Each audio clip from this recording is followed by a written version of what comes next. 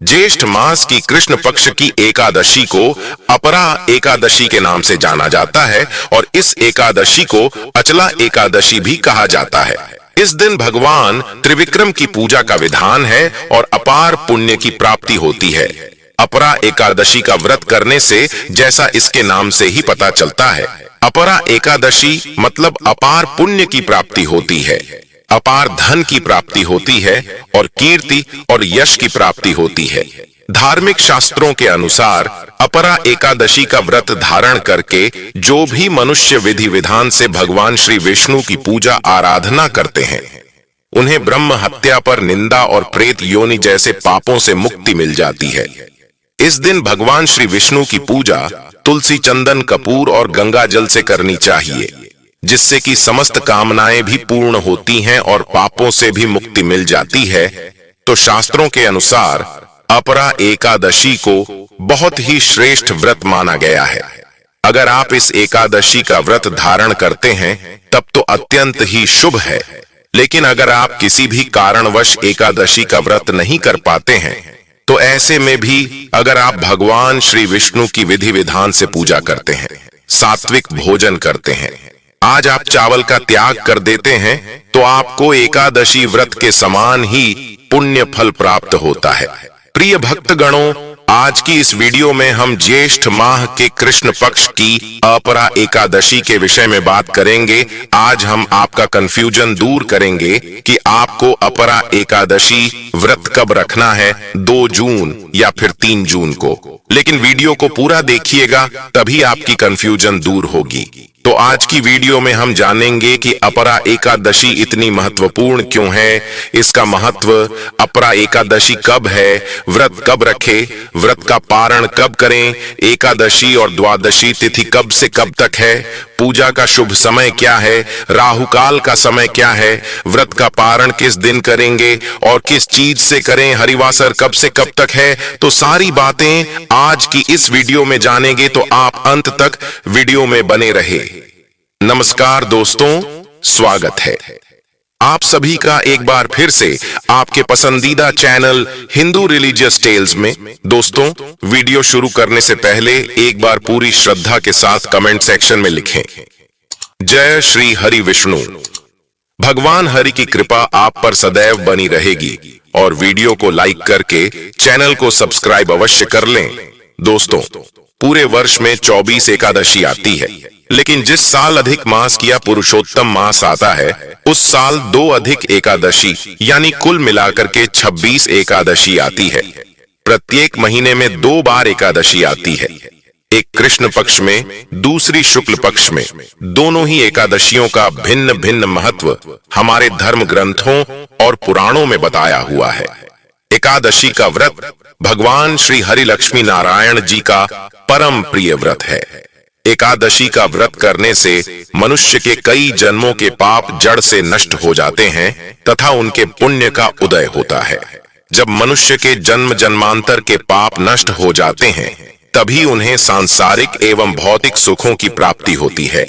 कृष्ण पक्ष में आने वाली एकादशी में व्रत करने से पूर्वजों और पितरों का आशीर्वाद प्राप्त होता है। वंश की वृद्धि के साथ संतान सुख की प्राप्ति भी होती है। इसी प्रकार शुक्ल पक्ष को पड़ने वाली एकादशी को व्रत करने से पितृमातृकाओं एवं मातृमातृकाओं को प्रसन्नता होती है और उन्हें मुक्ति मिलती है।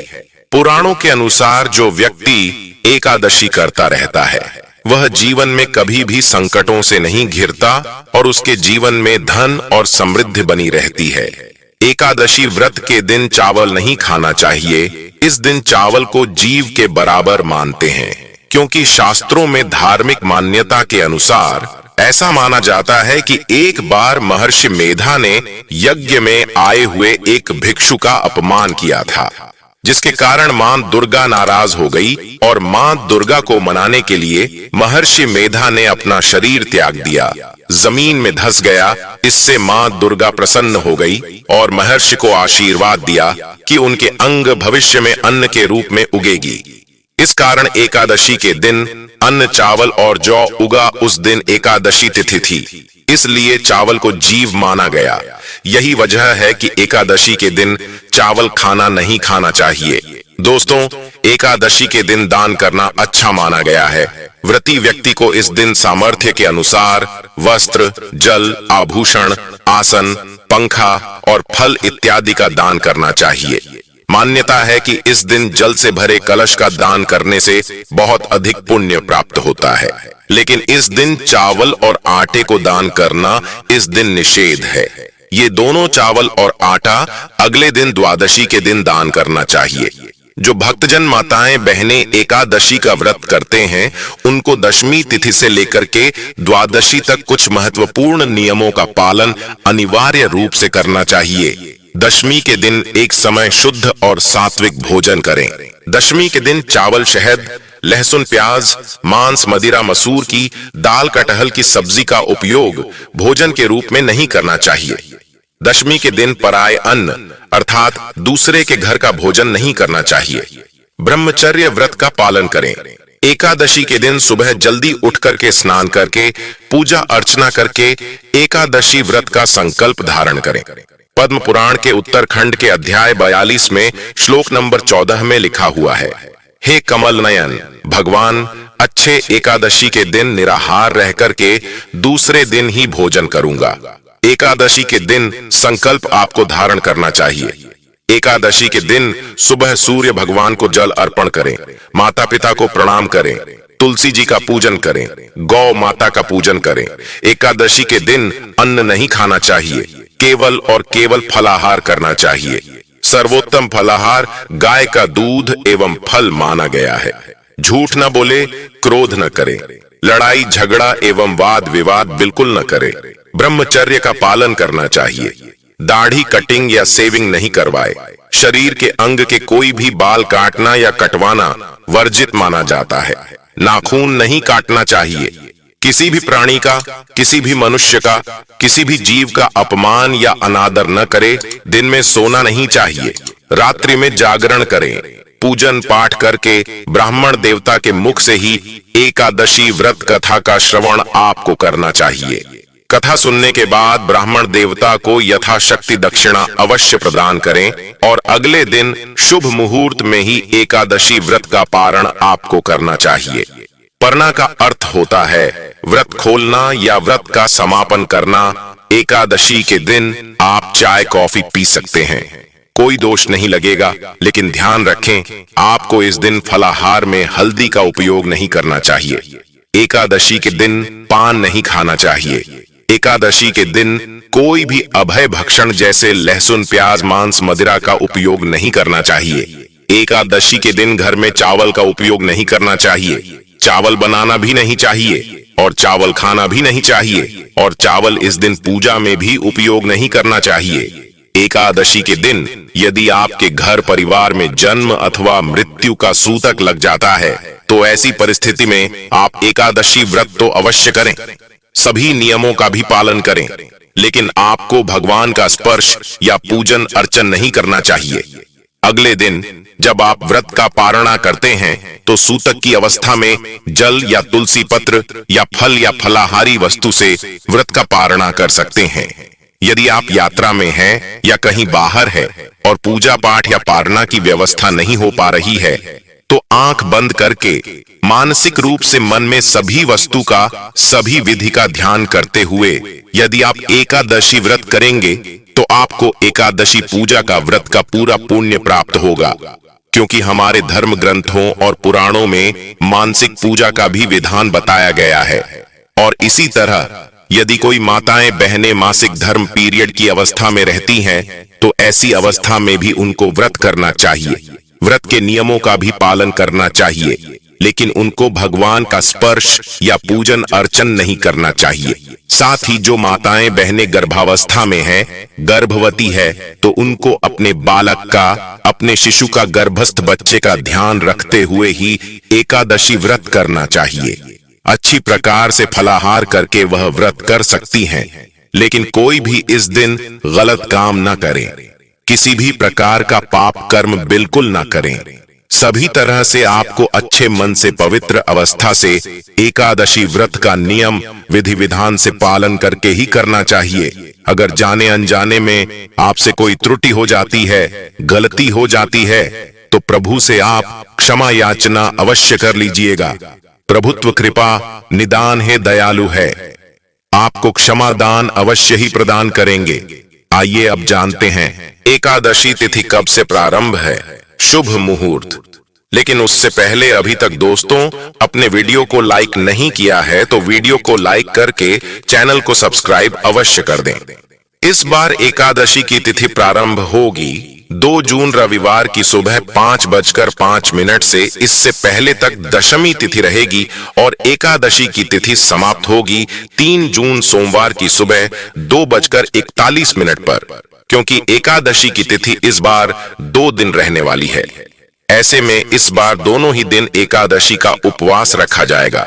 2 जून रविवार को पड़ने वाला एकादशी का व्रत दशमी तिथि युक्त एकादशी का रहेगा और ऐसे में जो भी गृहस्थ जन है वो इस उपवास रख सकते हैं।